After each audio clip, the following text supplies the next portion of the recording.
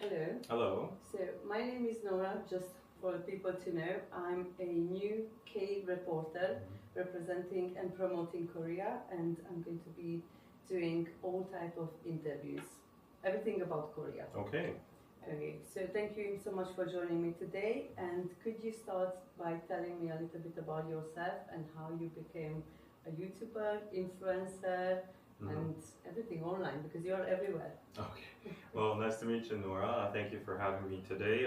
My name is David Kim. My current name is Kyung-soo Kim, and yeah, I just started out doing YouTube because I liked watching K-pop, and I realized nobody, as a Korean, was putting out English K-pop content out there.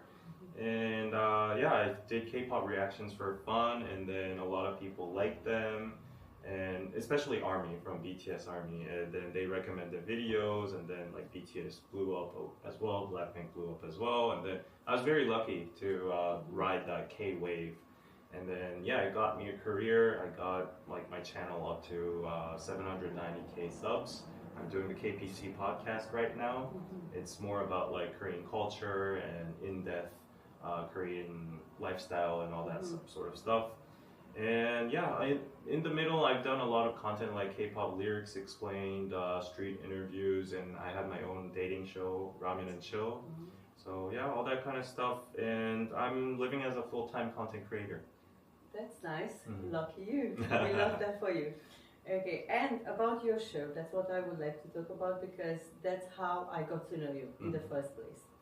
So the show, how did you gather the following, and can you tell us about how you came up with the idea for the show?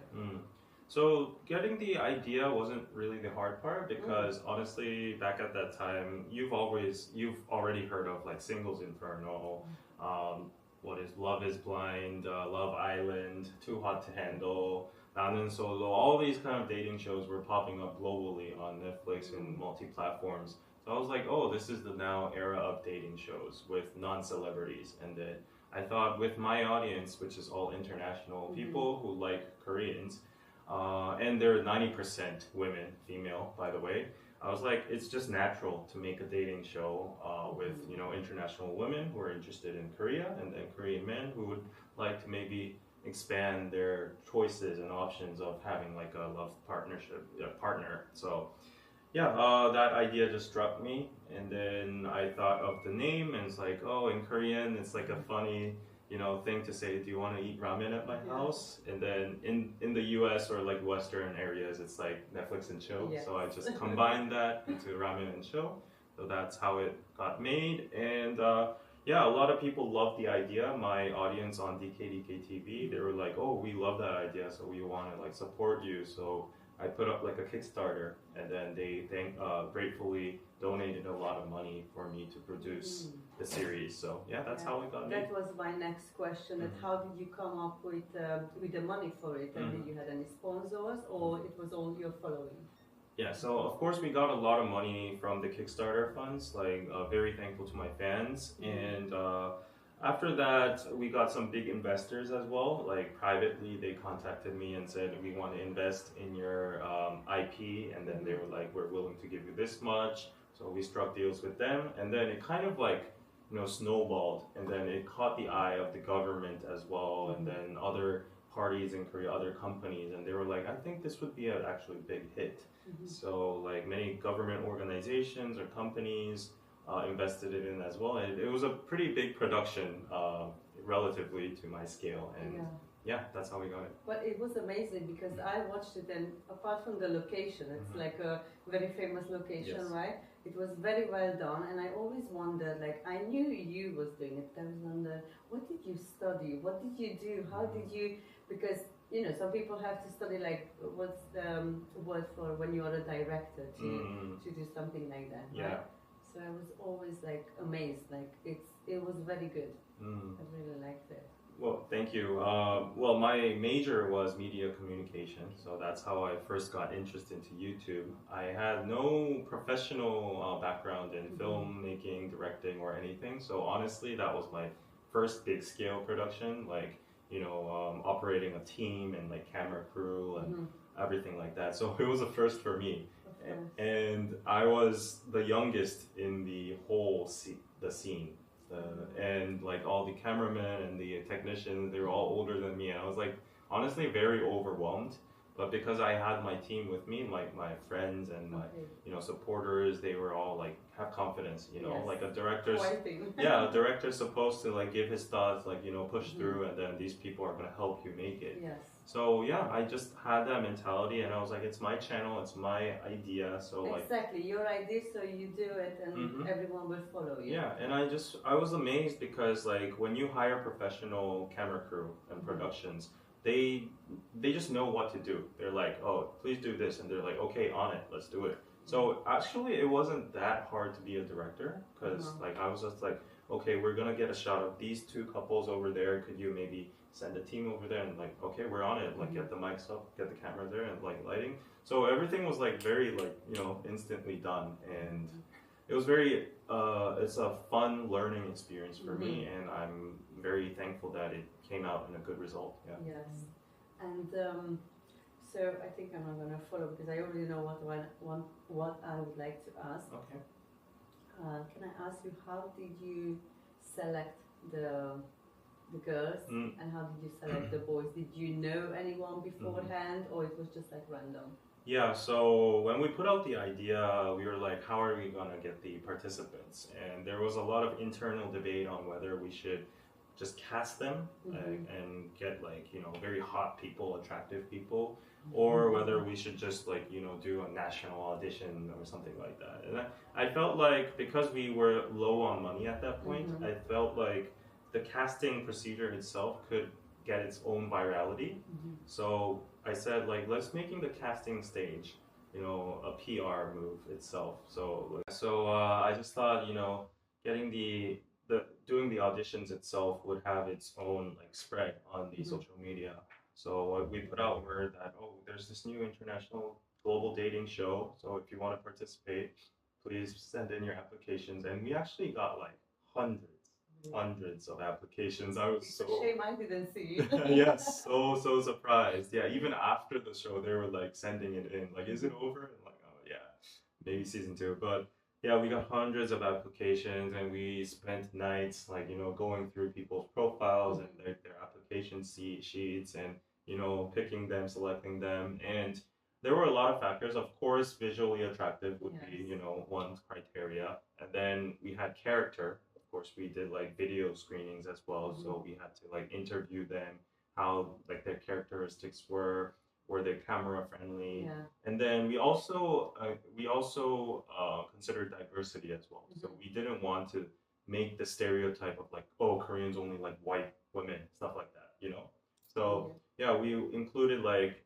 people from the United States, Asian people, Black people, from Southeast Asia, everywhere, all around the world, Europe. So yeah, we tried to be as diverse as possible. And for the guys, it was pretty hard to get the guys because like Korean people in general just don't like to be on cameras. They're shy. They're shy, and it's a dating show, so it could go very wrong, So and most people didn't take the risk, so we had a very hard time. But we contacted our friends, and we gathered people all around, and yeah, we did make the quota of 5 people, and we tried to be selective in the English proficiency level because one of the tasks of the show was to see if love could transcend language barriers. Exactly. Yeah, so we put in a very fluent English person, middle level, and then like no English at all. So we tried to like make that spectrum, and yeah, I think the dynamics worked out really well. Yeah. I think so, yes. And back to the diversity, I remember there was an episode where what was her name? Erica. Yeah. She was complaining about no one is seeing her, no one is talking to her, and all that stuff. And then she said that, or maybe because she's half black, I think, and Koreans prefer white. Did you feel uncomfortable, or did anyone feel more uncomfortable after that? Yeah, I think it's like because me, sorry to interrupt, I think she was too extra. Like she seemed as a nice girl, but she was very extra all the time.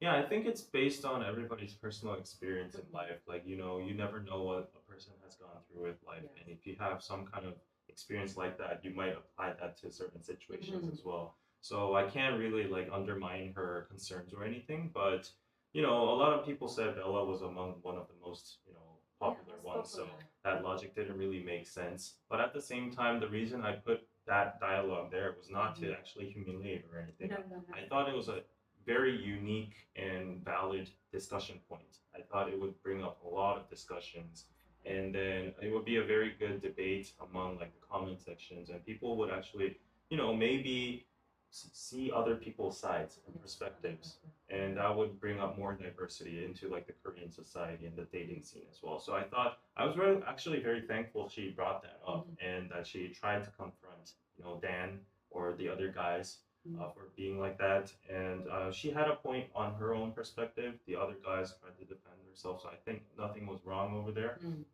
And even in the comment sections, people were divided. Some people taking her side, some people taking the others. So yeah, I think nothing was wrong there. It was very interesting. Yeah. I like your perspective. I don't think it was wrong. I just think she was a bit extra of always bringing it up instead of enjoying herself and getting to know the people. Because I think Dan asked her out and she said no.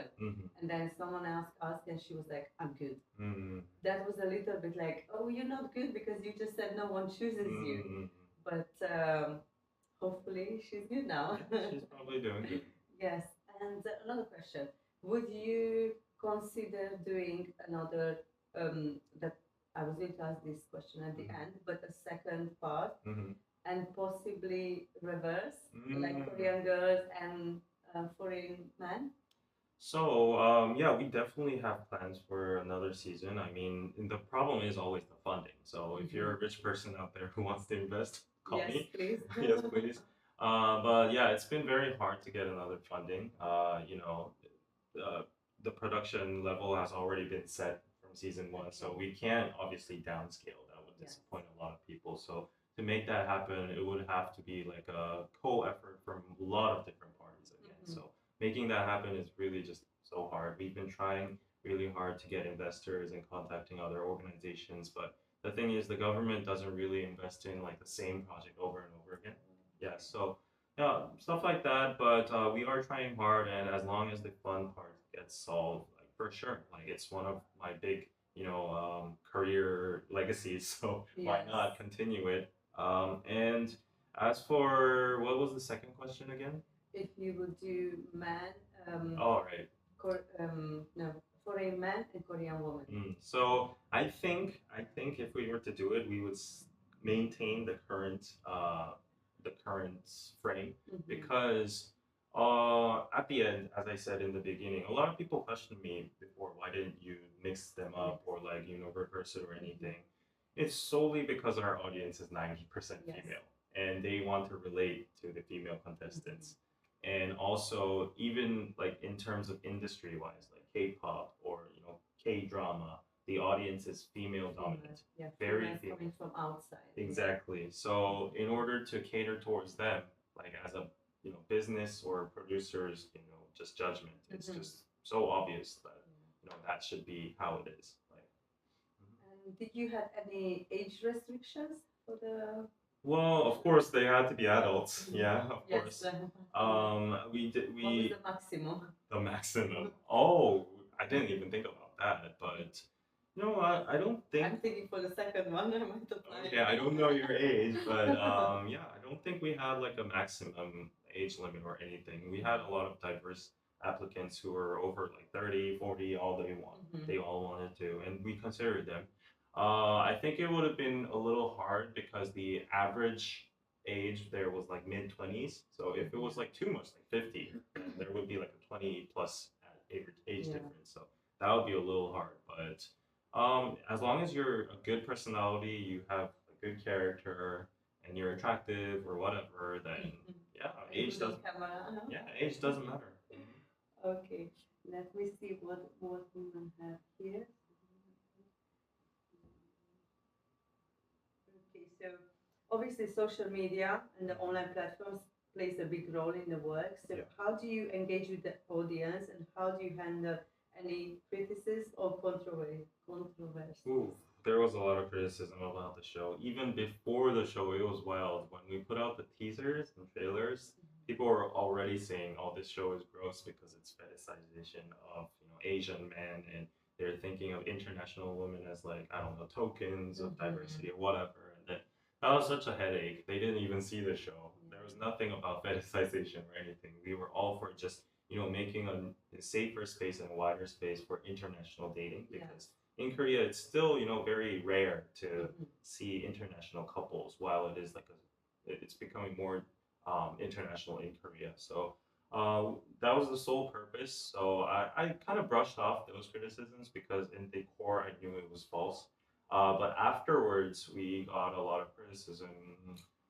Actually, the show didn't get a lot of criticism itself. The contestants, some of the participants got a lot of criticism, and that part it was very hard to handle because as the producer, I wanted to protect them because they were on my show, and I didn't want them to get hurt or anything. But it's so hard to control and see every single comment and what's going on TikTok and what's going on Twitter and all that. Exactly, and then they have their own private life and private accounts, and if there is coming up something, you can't be monitoring that all the time. Exactly, so I can't monitor all that time, and then I can't answer to every single one. That's not true, stuff like that. So I think that was the hardest part, and honestly, I couldn't handle all of that. And I think, at the end, a lot of producers and the contestants all know when they are going into the show that they expect those kind of things to happen, and they all in the premise agree that okay, if I go on the show, there will be negative responses as well. So that's something you have to cope with at the end, and if you just embrace that, then that's just how it is. I'm just very thankful the show got a lot of compliments, but I feel bad for some particular participants who got criticism. But I guess now they are doing well. Yeah. Did anyone get famous online or something? I mean, we were we're not like Netflix or anything, so they didn't get super famous. But yeah, I see a lot of my the participants. They're good friends now, and they're in Korea. They're partying out now, and a lot of people are like, "Oh, you're that guy from the show. Like I noticed you." And they're like, "Oh, sometimes it does I think I've seen Dan in some videos of some Spanish girl. Yeah. And then I'm not sure which one, but one of them now has partnered up with a guy who I know who does tours, food tours and all that stuff. So oh, Chan, I think. Yeah.